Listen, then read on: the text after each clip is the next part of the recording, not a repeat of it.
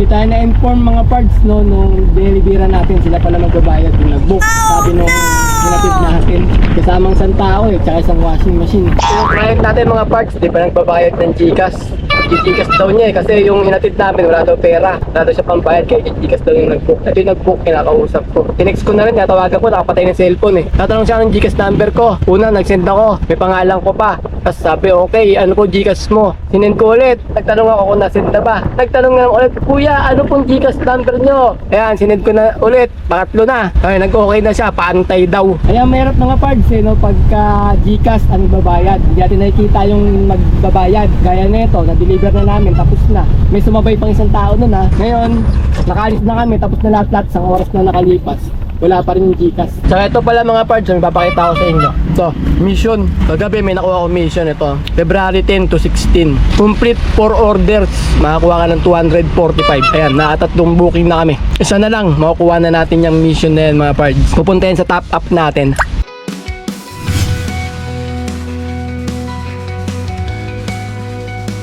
Good day mga pards! Today is another booking day na naman tayo. February 11 ngayon, 2025, Tuesday. Time check tayo, 9:15 AM. May first booking na tayong nakuha. From Nagkaisang Nayon, going to Taguig, sa halagang 928. Ang layo ng pick-up location ay 2.7 km. 1,000 kg to. Papunta na kami sa may pick-up location. At ayun mga pards, balik Lalamove Daily Life ulit tayo ngayon. Ang tagal namin di nakabiyahe, almost 2 weeks. Kasi ayun nga, di ba, pinost ko sa may YouTube natin na naggawa kami ng sasakyan. 3 days din yun. Tapos, pagtapos nun, nag-service kami sa may Batangas. Tapos ulit yun, sa may Laguna naman, nag-service ulit kami. Kaya, halos 2 linggo kaming ginakabiyahe kay Lalamove. At ayun nga, nawala na naman yung rhythm natin sa pagbibiyahe kay Lalamove. Parang pagbablog yan mga parts Pag matagal kang hindi nag-post, nawawala yung algorithm mo. Parang dito, ganun din. Nawawala ka naman sa tempo pagka matagal kang hindi bumiyahe kay Lalamove. Kaya, simulan ulit natin ngayon at kukunin natin yung rhythm natin sa pagbibiyahe kay Lalamove. Maambon parang makulimlim yung panahon ngayon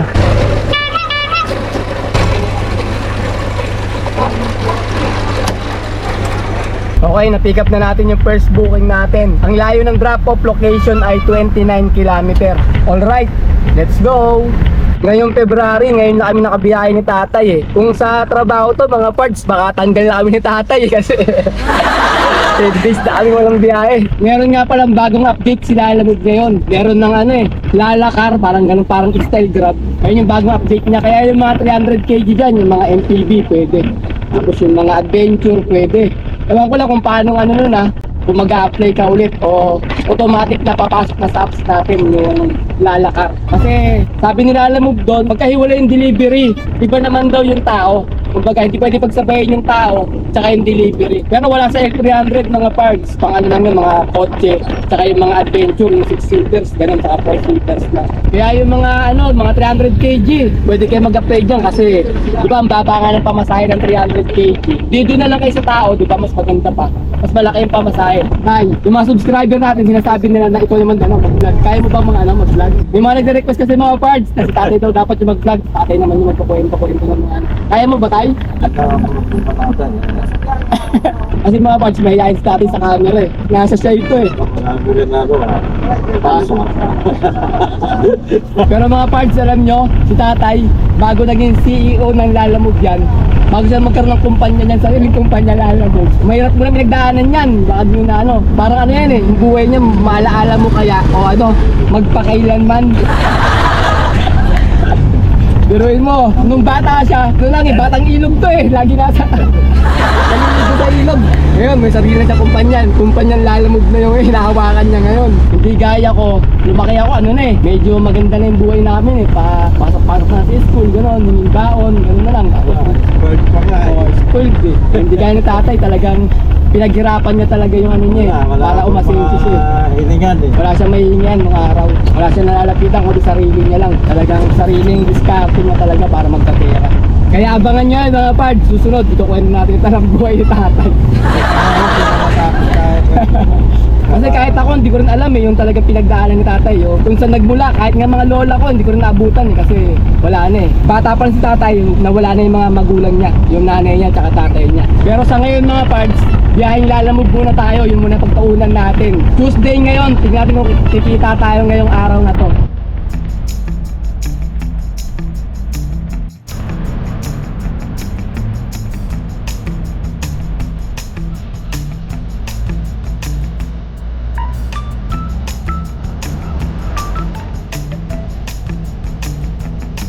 Ayan na mga parts, sa may first booking drop off na tayo. Diyan lang nilagay kasi konti lang naman mga signage. Okay, yung first booking natin mga parts tapos na. Nasa may BGC tayo. Dito yung drop off kasi ng first booking natin eh. Magabang kami ng panibagong booking, second booking. Mga hunting muna kami. Update namin kayo pagka meron na kaming second booking. Dahil pa rin booking eh, oh. Tingnan nyo. Kaso, mga malalayo yung mga pick-up, kilometer, 9 kilometer, 10 kilometer. Ngayon, gusto nyo makita yung malapit sa inyo, refresh nyo lang to, slide down lang. Yan, mag-refresh yan, ayun na, 4 kilometer, 4 kilometer, 4 kilometer. Ganun, para makita nyo yung pinakamalapit na kilometer sa inyo pagka tatapunan na siya. So kami ngayon mga pards sa may Kalayaan natin nyo sa Makati. Kakatapos lang namin magtanghalian ni tatay. Ito, nakatunga nga kami ngayon dalawa ni tatay. Walang booking, nag-aama kami ng booking. Alas 12 kasi, break time. Kaya siguro walang nagbo-book. Maganda sana kung papuntang Manila yung makukuha natin eh. Para doon, maganda kasi doon. Kapag double booking tayo na mabilisan doon. Dito, isang booking, hirap pa tayo makakuha. Okay, tara na, may booking na tayo. Time check tayo, 12 PM. Pang second booking natin from Taguig going to Muntinlupa, Ayala, Alabang. Sa halagang 813. Ang layo ng pickup location ay 3.2 km. 1,000 kg to. Papunta na kami sa may pickup location. Teka, tarang lang tayo mga pards kung dito na yung pagpipickupan natin. Sir, pwede magtanong, dito ba yung Cebu Tower? Cebu Tower? Ito? Ito, salamat sir. Sir, Cebu Tower, sir. Pipick up kami, sir eh. Ano yun, sir? Washing machine daw, sir. Yes, sir. Kayo yun, sir? Lalamove? Pumunta na bang? Dito, oh. Yes, sir. Sige. Maganda lang? Pinalitan lang. Sira na kasi yung... Ito, sira na yan. Oo, pero papagawa pa rin eh. Papagawa. Diyan lang tayo. Okay na yan dyan? Sige. Wala ko marami. Yan lang, washing machine. Okay, na-pick up na natin yung second booking natin. Papunta tayo ng drop-off location. Ang layo ng drop-off location ay 24 km. Alright, let's go! Yun ang bayad niya na. Saan, sir? Yung nag-book? Oo. Hindi sinabi sa akin. Sandali lang. Busy ah. Kakilala nyo ba yun, sir? Ha? Kakilala nyo yun? Oo, yung sekretary yun. Pari. Ito si ma'am, ano? Siya yung magbabayad. Ano mo, confirm mo kung siyang magbabayad. Hello? Magandang araw, ma'am. Lalamove, ma'am. Ma'am, nasa may drop-off na po kami, ma'am. Saan yan? Hindi mo ba kasama si Kuya Alex? Kasama, ma'am. Ma'am, sabi niya siya, kayo daw magbabayad nung delivery. O sige, pasend mo na lang yung Gcash, masasend ko sa'yo ngayon. Sige, ma'am. Okay, ma'am. Salamat, ma'am. Sige. Okay. Sige, sir. Muna yung bayad. Wala nga ako pa. Wala daw siyang pera, dala-dala eh. Sige, sir. Hindi tayo na-inform mga parts, no, nung delivery natin, sila pala magbabayad yung nag-book. Sabi nung hinatid natin, kasamang isang tao eh, tsaka isang washing machine. Hindi pa nagbabayad mga parts, kalating oras na, Gcash natin. Tawagan mo yung kausap mo kanina. Hindi na makontak eh. Pero pala mang kontak eh. Hindi pala mang tayo malis. Hindi na makontak. Time check tayo, 2:09 PM. May third booking na tayo. From Muntinlupa going to Santa Mesa sa halagang 1,219. Ang layo ng pickup location ay 3.8 km. 1,000 kg to. Papunta na kami sa may pickup location. Ito yung client natin mga parts, di pa nagbabayad ng Gcash. Gcash daw niya eh, kasi yung inatid namin wala daw pera. Wala daw siya pambayad kaya Gcash daw yung nag-book. Ito yung nag-book, kinakausap ko.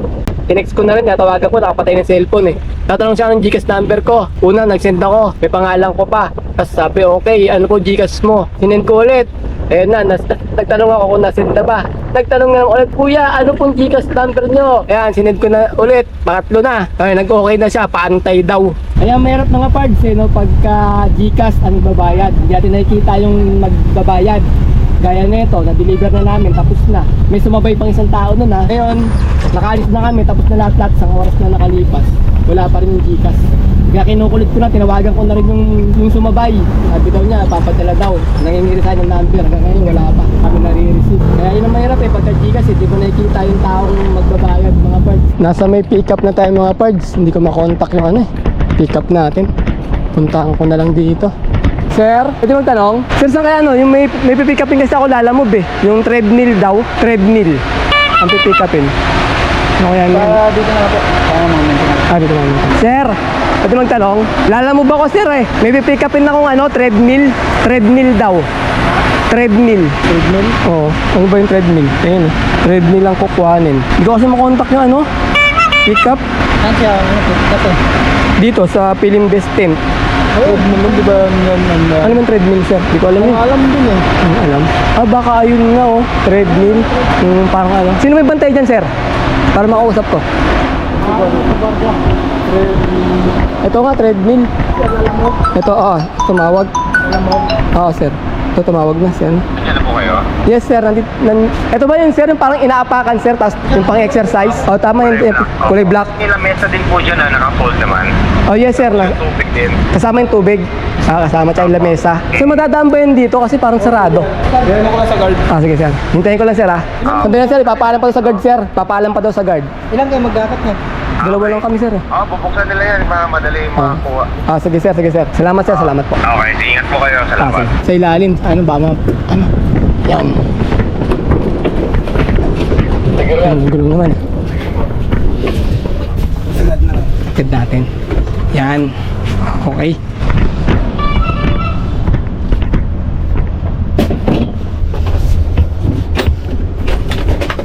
Ito na.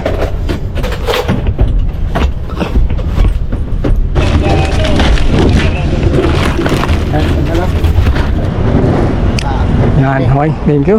May buwat to mga parts eh. Booking natin. 450 yung nilagay na buwat. Dalawang pahinante.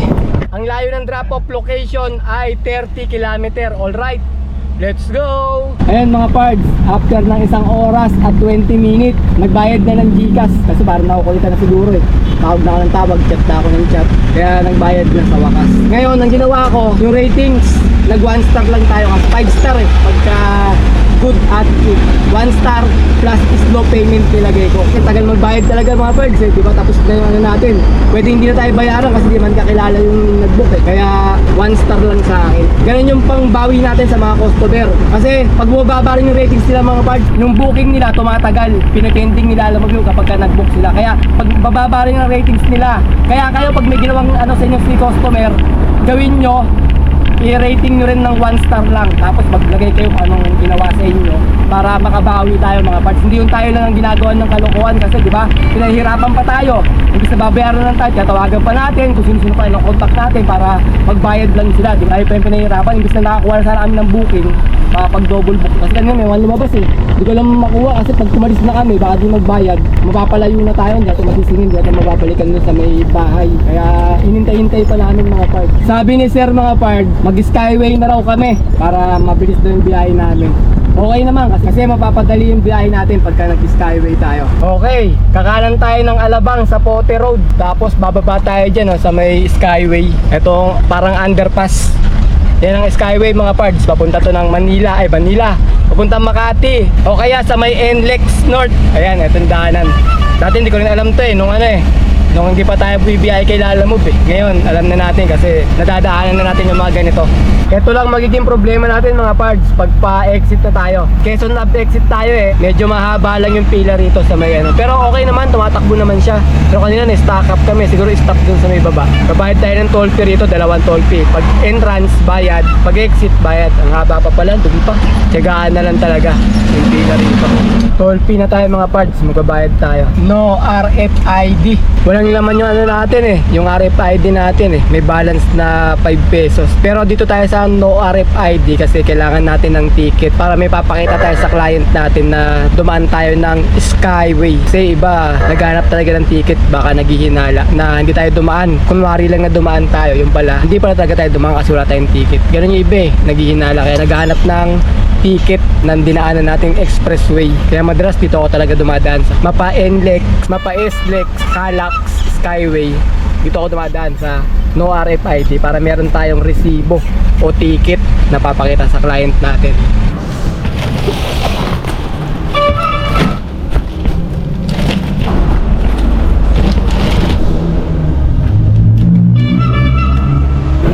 Ito na, sir. Ay, may gulong naman pala yan. Ito, sir, Anton. Sir? Meron naman, sir. 400. Salamat, sir. Ito, sir, ah. Salamat, sir, ah. Pa-picture lang ako, sir. Okay, mga parts.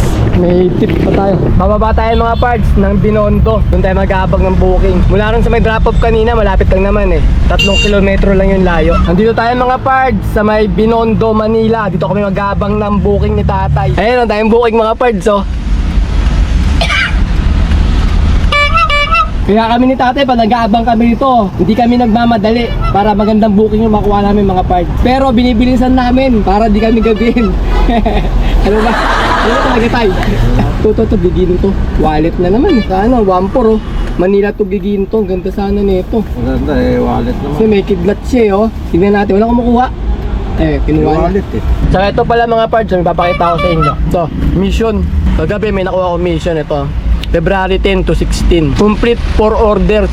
Makakuha ka ng 245. Ayan, nakatatlong booking na kami. Isa na lang, makukuha na natin yung mission na yan mga parts. Pupuntahin sa top up natin. Pwede na rin yan. Pang ano ito eh, pandagdag top up natin yan eh. Yung mission na yan, hindi ko rin maintindihan ko minsan eh. Minsan inukuha ko, minsan hindi ko magana. Kunwari, complete order na 2, makakuha ka ng 75 pesos, ganun. Hindi ko magana eh. Kahit kumuha ng booking, ganun pa rin. Hindi ko nga maintindihan kung paano gagawin natin doon. Kabang tayo ng booking, wala tayong makuha maganda eh. Purang bababa ng mga pamasahe, mga parts eh. Pero abang-abang lang, baka makachamba tayo ng maganda-ganda pamasahe. Baka pauwinan kunin namin kasi 4:32 na rin eh. Hapon na eh. Lumayo pa tayo, baka gabihin na naman tayo. May bukas pa naman, kumbaga pwede pa tayo bumawi bukas.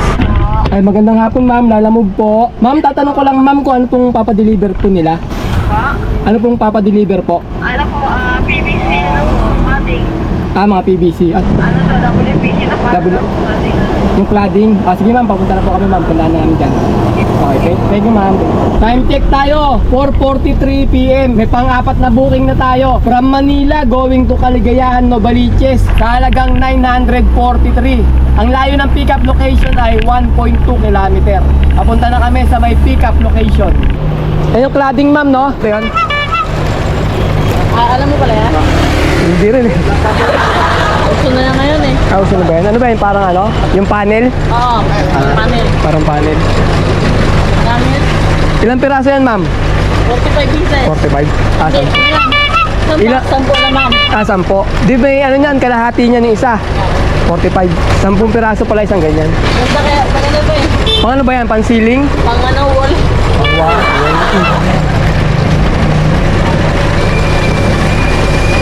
Ang layo ng drop-off location ay 18 kilometer. Alright, let's go!